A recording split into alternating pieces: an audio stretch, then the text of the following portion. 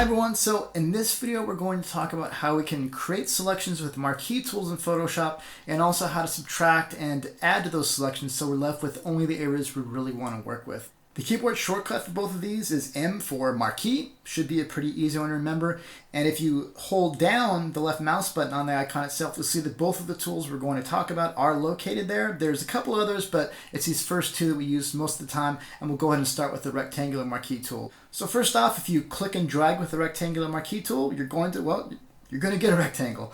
If you keep the mouse held down and also hold down the shift key though, you're going to constrain the proportions to a perfect square, which not in this case, in this example I'm going to need, but in a lot of cases you are going to want to have.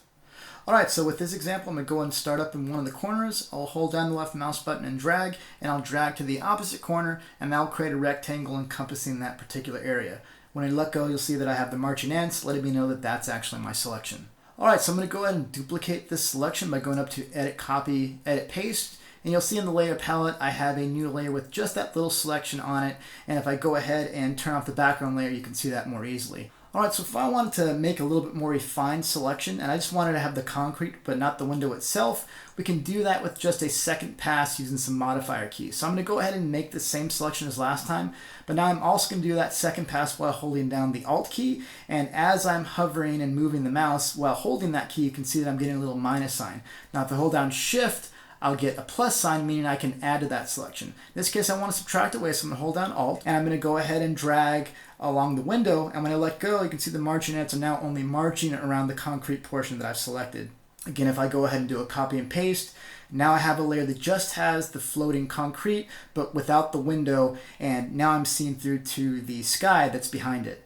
So here's a quick side example on how we could add shapes together with the marquee tool instead of actually subtracting like we did in the previous example. And here I'm not going to do the entire fence, but you can see I can go ahead and use the rectangles and hold down Shift to slowly add to the selection until I have the whole fence selected. So in this example, I want to make a selection of just the core of the eyeball, the iris, and the pupil, and I can use the elliptical marquee tool in order to do this. Now as I click and drag, you can kind of see though it's hard to guesstimate what you're going to get or what exactly your selection is going to be, and some of the modifier keys will help immensely. Now, I didn't know these for the longest time, so hopefully I'll be able to save you some of the pain that I went through for a long time. Alright, so if I have a selection, a very specific area I need to select that's an ellipse, it's much easier to start at the center and work your way outwards. So if I go to the center of the eyeball, the center of the pupil, and hold down the Alt key, or the Option key if you're on a Mac, the circle of the ellipse is going to emanate out from this point. Now if I want to have a perfect circle, instead of having an ellipse which can be different in width and height, I'm going to also go ahead and hold down the Shift key. Now as I go and drag this, you can see I'm getting pretty close to highlighting this eyeball, but I need to offset it just a little bit to get the selection exactly what I want it to be. So I hold down the space bar, as I drag, I can reposition this ellipse, or the circle in this case, to the center of my selection. When I let go of the space bar, it's going to let me continue to resize my shape, and now when I'm all done, I can go ahead and let go of the mouse, and now I have a perfect selection of the area that I want on this eyeball. I know this seems like a lot of work just to make a selection, but having these modifier keys really will save you a whole lot of time, and once you've done it a few times, you'll get used to pressing those modifier keys, and it won't be a big deal at all. Alright, so that just about covers the two main marquee tools.